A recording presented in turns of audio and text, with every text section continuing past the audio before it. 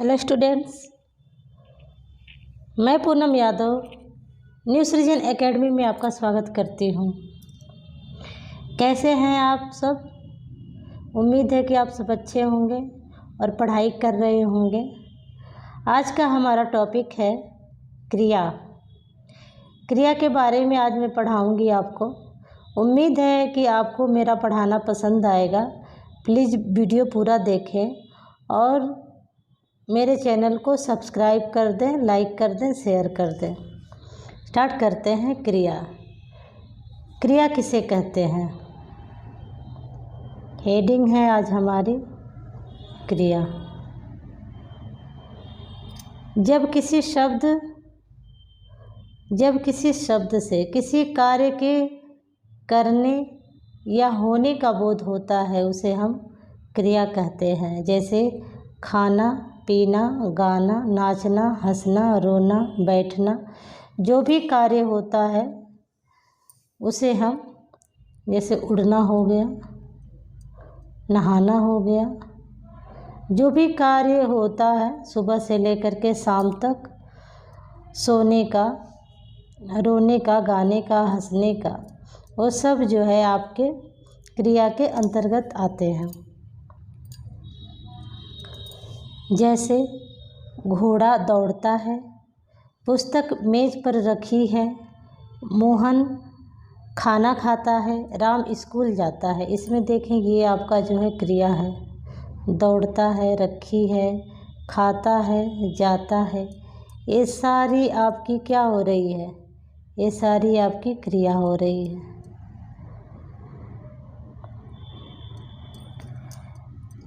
अगली हेडिंग है हमारी धातु।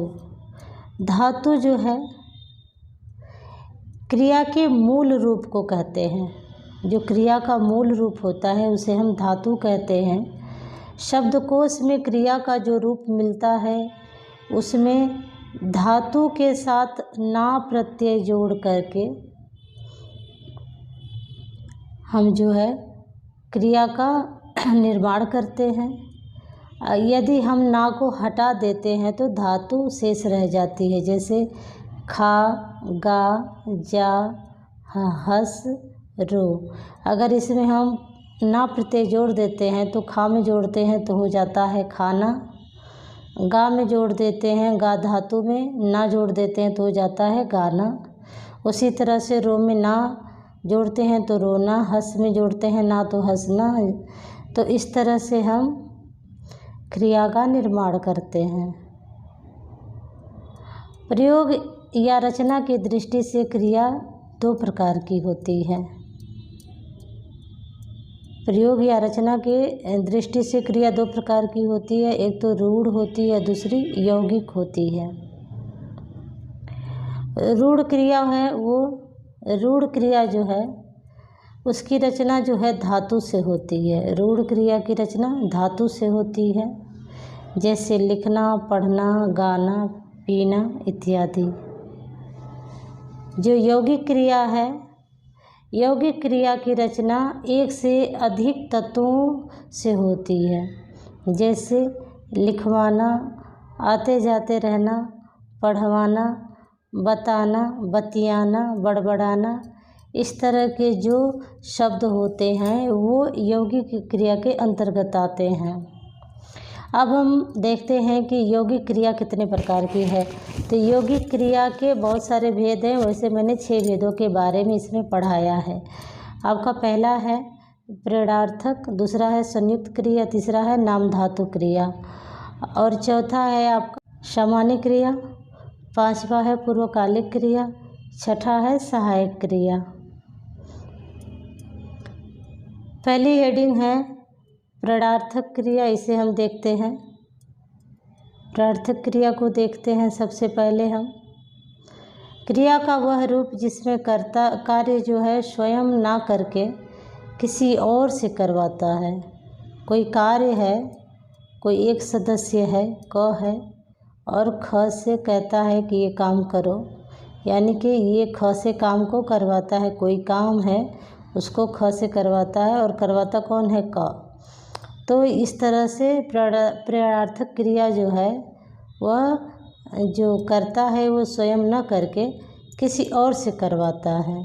इसका उदाहरण से पता चलेगा। जैसे अध्यापक है जो इसमें ये करता है और ये बच्चों से क्या करता है, पाठ को पढ़वाता है।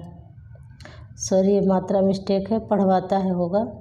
दुष्यंत हेमंत से पत्र लिखवाता है। जो दुष्यंत है इसमें करता है और हेमंत से क्या करता है, पत्र को लिखवाता है। यानी कि हेमंत दूसरा है, उससे ये कार्य करवा रहा है पत्र लिखवाने का। सविता जो है कविता से क्या करती है, पत्र को पढ़वाती है। तो इसमें जो है दुष्यंत, सविता, अध्यापक, ये सब जो है करता है और ये कार्य जो है किसी और के द्वारा करवाते हैं, तो ये प्रेरणार्थक कृत्य के अंतर्गत आते हैं। इसमें अगली हेडिंग है संयुक्त क्रिया। जो संयुक्त क्रिया है इसमें कोई भी अगर वाक्य है तो उसमें दो या दो से अधिक क्रियाएं होंगी। संयुक्त क्रिया की पहचान है कि जब इसमें कोई भी वाक्य होगा उसमें दो या दो से अधिक क्रियाएं होंगी तो उन्हें संयुक्त क्रिया कहते हैं। उदाहरण हम देखते हैं।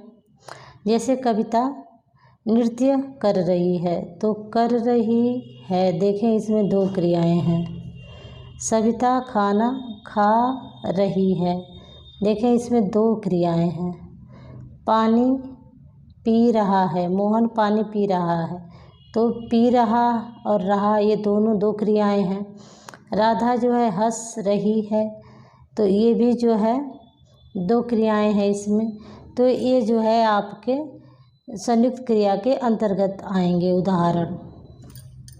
अगली हेडिंग है नाम धातु क्रिया। जो नाम धातु क्रिया है इसमें पहले तो हम देख रहे थे कि धातु में जो है प्रत्यय जोड़ करके क्रिया का निर्माण हो रहा था, लेकिन जो नाम धातु क्रिया है ये जो है संज्ञा, सर्वनाम या विशेषण आदि में जो है प्रत्यय को जोड़ करके बनाया जाता है, तो इसे हम नाम धातु क्रिया कहते हैं।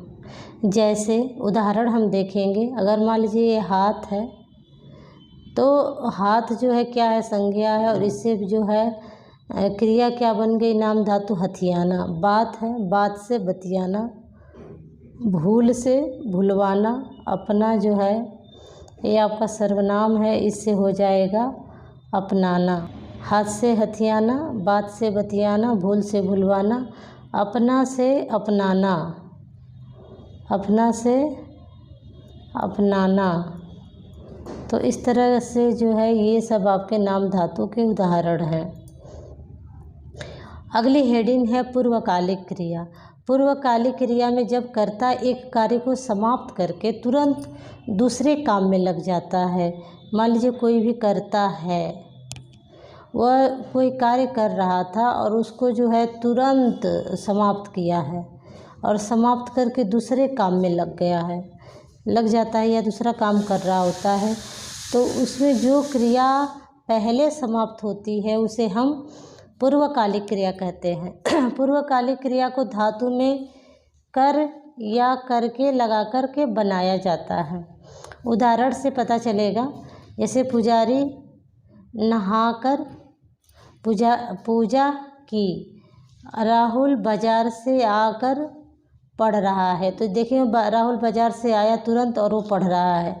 राधा कपड़े धुलकर नहा रही है, तो जो राधा है वह अभी उसने क्या काम किया है, कपड़ा धुलने का काम किया है, तुरंत धुलकर, देखिए इसमें कर भी आ रहा है। और अब वो क्या कर रही है, नहा रही है। चोर जो है क्या कर रहा है, सामान को चुरा करके भाग गया। उसने पहले क्या किया, सामान को चुरा, एक काम किया, फिर वो भाग भी गया। मैं दौड़ कर जाऊँगा, यहाँ देखें मैं दौड़ कर जाऊँगा, तो यानी कि एक कार्य समाप्त करके दूसरा काम किया जा रहा है या करने की चेष्टा की जा रही है, तो ये जो है आपका पूर्वकालिक क्रिया के अंतर्गत आएंगे। इसमें हम अगली हेडिंग देखते हैं। अगली हेडिंग है हमारी सामान्य क्रिया। ये 5वीं हेडिंग है। यदि किसी वाक्य में एक ही क्रियापद प्रयुक्त हो तो उसे सामान्य क्रिया कहते हैं। जो कोई भी क्रिया है वो अकेले हो तो वहाँ पे जो है सामान्य क्रिया होती है। जैसे देखिए राधा पुस्तक पढ़ती, एक ही क्रिया हो रही है। महेश घर गया, वह पुस्तक लिखेगा। मैंने नाटक लिखा।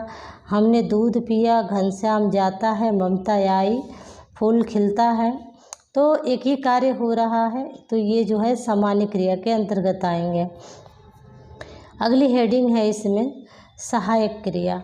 ये यौगिक क्रिया के सारे भेद हैं। सहायक क्रिया मुख्य क्रिया की सहायता करने वाले पदों को सहायक क्रिया कहते हैं। जैसे कोई भी कार्य है मुख्य क्रिया, जैसे राधा सोती है,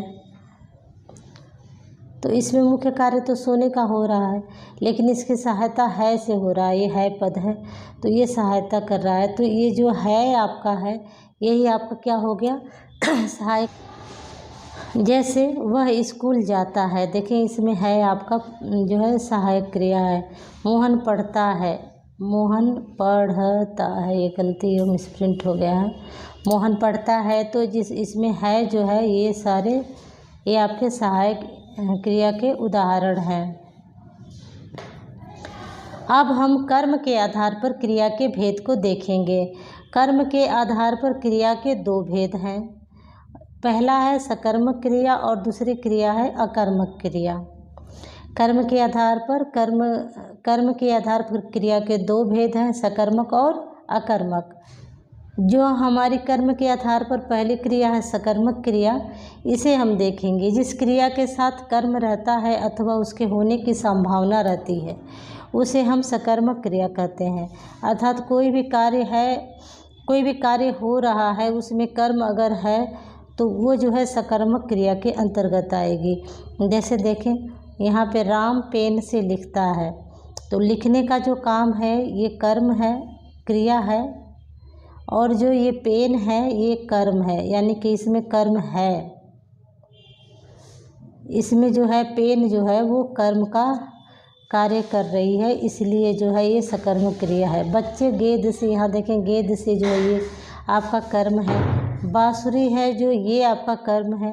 तो ये सारे जो है उदाहरण आपके सकर्मक क्रिया के अंतर्गत आते हैं। राधा गीत गाती है, पूजा अध्यापिका से हिंदी पढ़ती है, बच्चे अध्यापिका को कविता सुनाते हैं।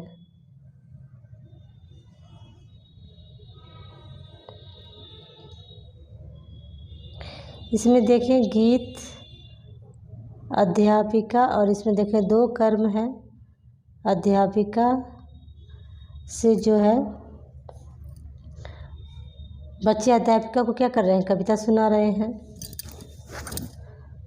हाँ देखिए एक चीज़ और है, जो सकर्मक क्रिया है, सकर्मक क्रिया, इसके दो भेद हैं। एक तो है एक कर्मक और दूसरा है द्विकर्मक। तो अगर एक कर्म है तो वहाँ जो है आपका एक कर्मक होगा। जैसे एक गीत जो है एक कर्म है, तो एक कर्मक है ये, एक कर्मक। लेकिन अगर वहीं पर देखें इसमें दो कर्म है, अध्यापिका और हिंदी, तो यहाँ पे दो कर्म है, तो ये आपके हो जाएंगे सकर्मक में द्विकर्मक के भेद। इसमें भी आपके दो कर्म हैं, ये भी द्विकर्मक के अंतर्गत आएंगे। ये देख लीजिए यहाँ पे है सकर्मक क्रिया के दो भेद हैं, एक कर्मक और द्विकर्मक, जो अभी मैंने आपको समझा दिया। अगली हेडिंग है हमारी अकर्मक। अकर्मक मतलब जिसमें कर्म का अभाव, अकर्मक, यानी कर्मक में अ जो है उपसर्ग जुड़ा है, तो यहाँ पे कर्म का अभाव। हेडिंग से ही पता चल रहा है कि इसमें जो है कर्म का अभाव है। अकर्मक क्रिया में क्रिया का फल जो है वो कर्ता पर पड़ता है, कर्ता ऐसे लिखेंगे, कर्ता पर पड़ता है, तथा कर्म का इसमें अभाव होता है, कर्म नहीं होता है। अकर्मक क्रिया में कर्म का अभाव होता है और क्रिया का फल जो है वो कर्ता पर पड़ता है। कैसे देखें यहाँ पर, बच्चा हंसता है, इसमें बच्चा जो है वो करता है, तो और काम जो है क्या हो रहा है, हंसने का, तो हंसता है, कौन हंसता है, बच्चा हंसता है। ठीक है, तो इसमें जो है कौन हंसता है, कौन का मिल रहा है, मैं रोता हूँ, वह खेलता है, गेहूँ पीसता है। ये गेहूँ जो है स्वयं पीस रहा है। अगर यहीं पे उदाहरण हो कि मोहन गेहूँ पीसता है तो ये आपका सकर्मक हो जाएगा।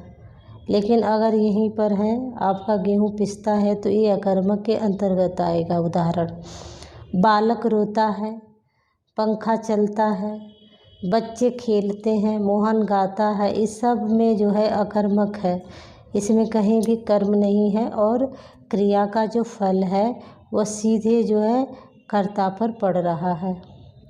इसमें बच्चा जो है बच्चे करता है, पंखा करता है, बालक करता है, मोहन करता है। तो सारे जितना भी कार्य हो रहा है सारे कर्ते पर पड़ रहा है। अगर देखिए यहाँ पे पंखा, कोई आप इसमें संज्ञा डाल देंगे राम पंखा चलाता है तो ये आपका जो है पंखा यहाँ कर्म हो जाएगा और चलाने का काम कौन कर रहा है? राम कर रहा है। तो ये यहाँ पर आपका उदाहरण हो जाएगा सकर्मक का। लेकिन अगर सीधे सिंपल दिया है कि पंखा जो है वो चलता है तो ये जो है आपका अकर्मक होगा। ये अकर्मक क्रिया का उदाहरण होगा। तो उम्मीद है कि आपको सकर्मक और अकर्मक में फ़र्क समझ में आया होगा और जो आपने यौगिक क्रिया के जो उदाहरण हैं वो सारे आपको समझ में आए होंगे। आज के लिए बस इतना ही। मेरी वीडियो अगर पसंद आती है तो मेरी वीडियो को लाइक करें, मेरे चैनल को सब्सक्राइब कर लें तथा मेरी वीडियो को शेयर कर दें। Thank you students.